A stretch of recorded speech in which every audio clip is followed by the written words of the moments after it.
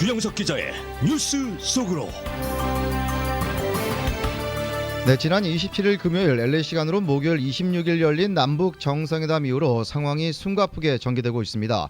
한반도 비핵화와 또 그에 따른 종전선언, 평화체제 구축 등이 현실화될지 주목되는데 가장 핵심이라고 할 수 있는 미국의 움직임 등을 중심으로 해서 한반도 상황을 오늘 뉴스 속으로 시간에 자세히 알아보도록 하겠습니다. 네, 주영석 기자 안녕하십니까? 안녕하십니까? 네, 이 방송은 지금 다 아시는 것처럼 RKTV 1540 유튜브를 통해 생중계 방송하실 수가 있겠습니다. 네.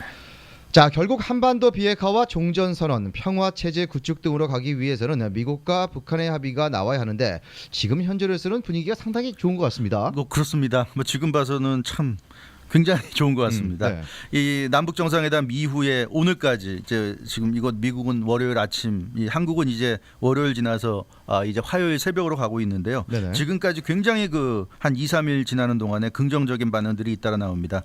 미국 같은 경우 이제 트럼프 대통령이 지난 28일 토요일이었죠. 이곳 시간 토요일 이제 오후 시간, 동부 시간, 그러니까 LA 시간으로 오후고 동부 시간으로는 저녁이었는데 미시간에서 집회를 가졌습니다. 미시간 집회에서 3, 4주 안에 북미 정상회담이 열릴 것이다. 그래서 5월 말쯤에 북미 정상회담이 열릴 것이라는 것을 본인 입으로 집회에 모인 수많은 사람들 앞에서 얘기를 했고요. 그리고 이제 또 오늘 아침 월요일 아침에 북미 정상회담에 대해서 트윗했습니다. 이 뉴스는 벌써 한국에서도 다 보도가 됐는데 핵심은 여러 이 컨트리들 나라들이 지금 멘션이 되고 있는데 북미 정상회담의 장소로서 개최지로서 멘션이 되고 있지만 판문점의 자유의 집이나 또 평화의 집은 어떤가 이렇게 물어보는 그런 네네. 얘기입니다. 굉장히 중요하고 굉장히 의미 있는 그런 장소들로 생각이 되는데 just asking 이렇게 얘기하는데 말은 그렇게 하지만 굉장히 의미심장한 발언이라고 할 수 있겠고요. 평화의 집은 남북 정상회담이 이번에 열린 곳이죠. 그래서 잘 아실 것이고 자유의 집, 그러니까 프리덤 하우스 같은 경우는 판문점에 위치한 4층 건물이고 이 북한의 판문각에 대응하는 그런 건물입니다. 그래서 평화의 집에서 남서쪽으로 약 130m 정도 떨어진 곳에 위치해 있고요. 주로 이제 남북 간의 연락 업무를 수행하는 곳인데 피스하우스, 평화의 집은 이미 남북 정상회담이 며칠 전에 열렸기 때문에 거기서 또 한 번 열 수도 있고 아니면 프리덤 하우스, 자유의 집에서 열 수도 있지 않느냐 이런 얘기. 굉장히 좀 의미심장합니다. 이제 3, 4주 안에 열릴 것이라고 일시를 못 봐갖고 장소에서도 판문점을 언급을 하고 나섰어요. 네네. 그리고 이 판문점 언급을 갑자기 하고 나선 게 사실은 지난 28일 토요일 날 한국 시간으로는 토요일 저녁 그리고 미국 시간으로는 토요일 아침 일찍 문재인 대통령과 트럼프 대통령이 통화를 했죠. 그래서 1시간 15분 동안 남북 정상회담에 대해서 여러 가지 얘기들을 나눴는데 이때 이미 이 판문점 얘기가 나왔다고 합니다. 오늘 청와대가 이 부분에 대해서 공식 확인해 줬는데 두 대통령의 통화에서 판문점에 대해서 트럼프 대통령이 물어보고 거기에 대해서 대화를 했다. 그래서 트럼프 대통령이 상당히 판문점에 대해서 호감을 가진 것 같습니다. 이번에 남북 정상회담을 TV를 시청하면서 직접 봤다고 하는데요. 그래서 네네. 아마도 뜬금없이 사실 제3국 싱가포르라든가 이런 데가 거명됐지만 사실 미국 정상과 북한 정상이 3국에서 만나는 게 좀 뜬금없지 않습니까? 맞습니다. 그래서 네. 아마도 이 판문점이 굉장히 유력하지 않은가 이제 그런 생각이 좀 들고요. 마이크 폼페오 국무장관도 어제 ABC 방송에 출연해서 완전한 비핵화를 할 수 있는 진짜 기회가 있다고 믿는다고 굉장히 긍정적인 발언했습니다. 본인이 얼마 전에 이번 달 초였죠. 평양에 직접 방문해서 김정은 위원장과 대화까지 나눴는데요. 김정은 위원장이 비핵화 문제에 대해서 논의할 준비가 되어 있는지 평양에서 확인했다. 결국 그 얘기는 본인이 확인한 결과 비핵화 문제를 실제로 논의할 만하다고 생각했다. 이제 이런 얘기거든요. 굉장히 의미심장한 얘기고. 그리고 북한에서도 아주 좋은 사인들, 신호들이 나오고 있는데 남북 정상회담 관련 소식을 보도를 하고 있는데 북한 매체들이 가감없이 보도하고 있습니다. 예를 들어서 비핵화나 이런 중요한 걸 다 빼먹고 김정은 위원장 위주로 할 수도 있습니다. 예전 같았으면. 그런데 이번 같은 경우는 모든 남북 정상회담의 주요한 부분을 다 빠짐없이 지금 보도하고 있고요. 비핵화 선언 같은 경우도 빠짐없이 보도하고 있습니다. 그리고 김정은 위원장도 이제 풍계리 핵실험장을 5월 중에 폐쇄하겠다는 발표를 했고요. 이때 한국과 미국의 핵 전문가들 그리고 또 언론들을 초청해서 공개적으로 폐쇄하겠다 이런 얘기했고 일각에서는 뭐 풍계리 핵실험장이 여러 번 핵실험을 해서 의미가 없다고 하는데 그런 거 말고 실제로 아직도 멀쩡하고 의미 있는 곳이 있다고 그러니까 김정은 위원장도 다 알고 있는 것 같아요. 이미 한국이나 이런 데서 얘기하는 것들 다 알고 있고 그래서 의미 있는 그런 핵실험장을 폐쇄하겠다는 얘기를 했고 한국도 뭐 5월 1일부터 아마 LA 시간으로는 오늘 오후부터겠죠. 대북악성기 철거한다고 그러고 그래서 네. 이런 여러 가지 흐름들이 나타나고 있기 때문에 이제는 비핵화가 한반도 비핵화는 대세인 것 같고요. 트럼프 대통령과 김정은 위원장이 만나는 것도 어느 정도 확정된 상황에서 지금 만나는 게 아닌가 그렇게까지 우리가 예상을 해도 생각을 해도 크게 좀 틀리지 않을까 싶을 네. 정도로 흐름이 굉장히 좋은 것 같습니다. 네, 그런데 강경파라고 잘 알려진 존 볼튼 백악관 국가안보보좌관이 리비아식의 해법을 주장하고 있거든요. 이 리비아식 해법이 어떤 방식입니까? 네, 존 볼튼 백악관 국가안보보좌관은 원래부터 이 핵 문제와 관련해서는 리비아식 해법을 소신처럼 주장해 왔고요. 또 어제 방송에 출연해서 이 문제를 다시 한번 거론했습니다. 리비아식이라는 것은 이제 선제적으로 핵 포기를 하라는 그런 얘기입니다. 결국 그 북한과 미국이 협상을 하게 되면 북한이 핵 포기하는 대신에 미국은 거기에 대한 어떤 대가를 줘야 된다. 이게 지금까지 어떤 기본적인 사람들의 생각이라고 한다면 존 볼튼 이 보좌관의 생각은 북한이 먼저 핵 포기해야 된다. 그러고 나서 확실하게 핵 포기하게 되면 그때 가서 뭐 미국이 해줄 수 있는 건 해주겠다 이런 의미입니다. 그게 바로 이제 리비아식인데요. 리비아 같은 경우는 2003년 12월에 완전한 핵 포기를 선언했고 2004년에 국제원자력기구 IAEA의 사찰을 수용했습니다. 그리고 IAEA의 사찰을 받으면서 핵개발 장비, 당시에 그 핵개발 장비와 핵개발 관련된 문서를 모두 미국에게 넘겼습니다. 이렇게 했고요. 그리고 나서 이제 리비아에서 핵무기, 핵과 관련된 모든 것이 클리어되고 나서 2006년 5월에 미국과 리비아의 국교가 정상화됐습니다. 그리고 리비아에 미국 대사관이 설치가 됐죠. 그러니까 이런 식으로 북한 핵 문제를 해결하는 것이 맞다. 이게 이제 존 볼튼 보좌관의 생각입니다. 그러니까 리비아 방식을 북한에 적용한다면 북한이 먼저 핵 포기를 선언하고 그리고 핵무기를 폐기하는 것 또 핵시설 폐쇄하는 것 모두 이제 공개를 하면서 IAEA의 사찰을 받고 이런 식으로 이제 핵시설에 대한 전면 폐기 수순을 밟는 것이고요. 그렇게 되면 미국이 종전 선언하고 평화협정 체결하고 이제 북미 수교까지 가는 그래서 이제 뭐 평양에 미국 대사관이 들어가는 이런 식의 어떤 수순을 존 볼튼 안보보좌관이 네. 언급을 한 겁니다. 자, 앞서 언급한 대로 뭐 카다피가 비참한 차로 맞았기 때문에 김정은 위원장이 상당히 꺼려할 방식이라는 게 그동안의 일반적인 관측이었습니다. 자, 그렇다면 과연 김정은이 리비아식 해법을 받을까요? 예, 바로 그 점이죠. 이제 문제는 그런 식으로 해서 미국과 리비아가 핵무기 관련된 문제를 풀어냈는데 카다피가 비참한 최후로 맞았습니다.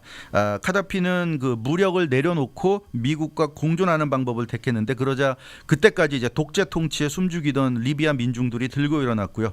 그렇게 되니까 체제를 지킬 무력도 없었고 미국의 어떤 보호를 받지 못하면서 비참하게 이제 살해가 됐습니다. 네. 그렇기 때문에 많은 사람들이 생각을 하죠. 김정은 위원장이 적어도 카다피와 같은 운명이 되는 것을 굉장히 두려워할 것이기 때문에 리비아식의 해법을 받지는 않을 것이다. 이제 이런 예상인데 한편으로 보면 지금의 북한 입장이라면 리비아식 해법을 받을 수도 있지 않을까 이런 좀 생각도 듭니다. 왜냐하면 일단 리비아와 북한은 달라요. 리비아는 핵무기 개발 초기 단계에서 미국과 교섭을 해서 미국이 포기하라고 했을 때 그 말을 들었습니다. 그렇기 때문에 리비아는 사실 그 북한과 비교하면 아주 초기 단계에서 네. 포기할 수 있었고 북한은 이미 완성된 핵무기가 있기 때문에 설사 리비아식으로 간다고 해도 리비아와 같을 수가 없습니다. 이미 상황 자체가 다르기 때문에 따라서 같은 방식으로 진행을 해도 그 과정은 상당히 좀 다를 수밖에 없고요. 그리고 카다피 같은 경우는 주변에 힘이 돼줄 만한 국가가 없었습니다. 리비아가 북아프리카에 있는데 그 주변에는 뭐 그러니까 비슷한 나라들밖에 없죠. 지금 북한 같은 경우는 주변에 중국도 있고 러시아도 있고 또 한국도 있습니다. 이런 나라들이 얼마든지 그 김정은 입장에서는 힘이 돼줄 수 있는 나라인데 리비아 같은 경우는 그런 나라들이 없었습니다. 따라서 민중봉기 같은 것이 일어났을 때 어디에 도움도 받기 어려웠고 결국 비참한 최후를 맞았는데 북한 입장에서는 지금부터 준비를 해 나가면서 이 남북 정상회담에서 봤듯이 개방, 경제협력 이런 가능성을 상당히 좀 열어놨거든요. 그렇게 보자면 미국으로부터는 사실상 안전보장만 받으면 된다. 북한 입장에서는 자신들이 핵무기를 완전히 없애고 나서 미국이 자신들을 어떤 완전히 침략을 한다든가 이제 그런 부분을 걱정을 많이 하고 있는데 체제 유지를 미국이 보장해 준다면 북미 수결하면서 보장해 준다면 북한 입장에서는 한국이나 중국, 러시아 등 주변 국가들과 긴밀한 관계를 유지하면서 경제 협력 등을 통해서 개혁 개방으로 나가는 것으로 안전을 담보할 수가 있습니다. 리비아와는 상황이 다른 것이죠. 그렇기 때문에 존 볼튼이 리비아식을 얘기하지만 그것을 받아들인다고 해도 이미 리비아와는 상황이 많이 다르기 때문에 북한이 받아들일 수도 있고 결국 미국이 북한에게 요구할 수 있는 가장 강경한 것이 이제 리비아식 해법인데 이것은 결국 존 볼튼의 소신이라고 볼 수 있어요. 존 볼튼이 어제 그 미국 방송에 출연했을 때 마지막에 그런 얘기를 했습니다. 네. 이것은 자신의 생각이고 결국 최종 결정은 트럼프 대통령이 하는 거다. 그러니까 트럼프 대통령이 이런 리비아식 해법을 받아들일지 안 받아들일지는 모르겠다. 이런 얘기를 분명히 했어요. 그러니까 본인은 보좌관 입장에서 본인의 소신은 이렇다는 것이고요. 트럼프 대통령이 또 반드시 이렇게 할지 안 할지는 모르는 것이고 또 그렇게 할 트럼프 대통령이 그런 결정을 하게끔 뭐 본인이 압박을 하겠다거나 그런 것도 아니기 때문에 네. 하나의 방법론일 수 있고 그러나 이런 리비아식 해법이 나온다 하더라도 충분히 이것이 채택될 여지도 있다. 그런 점에서 리비아식과 북한의 어떤 처한 환경이라든가 여러 가지 상황이 다르기 때문에 현실화될 수 있는 가능성도 있지 않을까.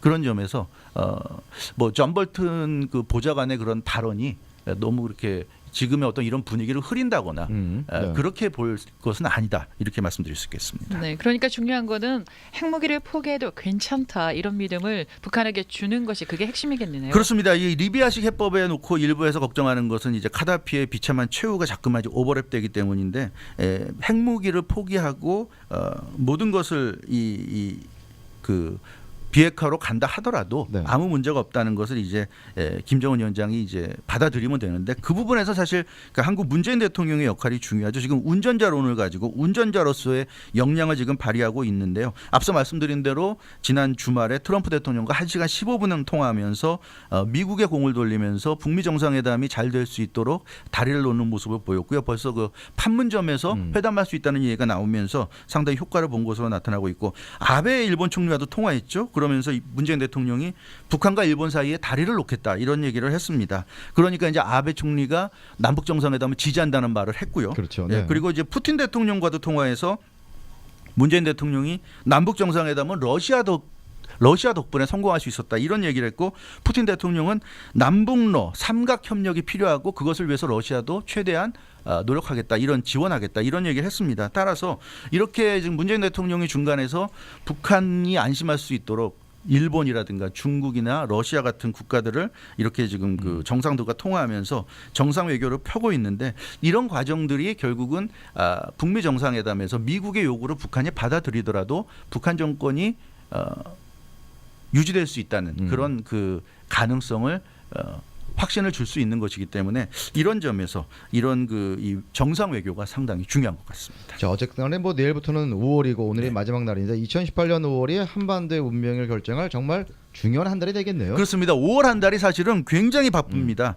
이 정상 외교가 지금 한반도를 중심으로 한 정상 외교가 꽉 짜여져 있는데요. 5월 초에 다음 달 초에 한중일 3국 정상회담이 일본에서 열립니다. 그러니까 문재인 대통령, 아베 총리, 시진핑 주석이 일본에서 만나고요. 그리고 나서 이제 한미 정상회담이 열리죠. 당초에는 5월 중순으로 예상됐는데 지금 그 북미 정상회담이 5월 말쯤에 열릴 것으로 지금 당겨졌기 때문에 한미 정상회담도 5월 초중순쯤에 열릴 것으로 보이고요. 그리고 이제 미북 정상회담이 5월 말. 장소는 미정이지만 현재로서는 판문점 쪽이 유력하지 않은가 이렇게 보여지고 있고 이 미북 정상회담까지 끝나면 남북미 정상회담이 열리게 되는데 뭐 빠르면 5월 말 6월 초 아니면 뭐 6월 말이나 7월 초까지도 보러볼 수 있고요. 네네. 남북미 정상회담까지 지금 예상이 됩니다. 그리고 6월 초에는 G7 정상회의가 지금 예정돼 있고요. 그리고 6월엔 또 러시아 월드컵이 이제 또 개막이 됩니다. 그렇기 때문에 이 5월 한 달 동안에 이런 숨가쁜 정상회의가 성공을 하게 된다면 6월 G7 정상회의 그리고 러시아 월드컵 때는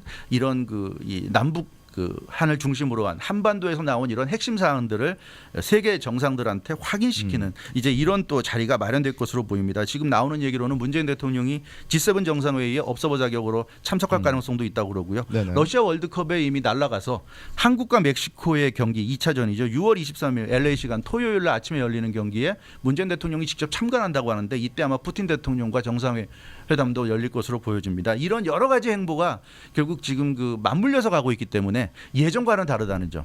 그래서 이 북한의 비핵화는 현실화될 가능성이 대단히 높고 이 5월 중에 정말 우리가 좋아할 만한 그런 그 소식들이 나오지 않을까 좀 기대해도 좋을 것 같습니다. 네, 미국 불바다 또 김정은 참수 작전이란 말이 뭐 있었나 싶을 정도로 지금 한반도로 상당히 해빙 무더기가 무르익고 있습니다. 네. 다시는 없을지도 모를 이번 기회에 한반도 비핵화 또 평화가 찾아오기를 기대해 보겠습니다. 그렇습니다. 네, 오늘 최용석 기자 말씀 감사합니다.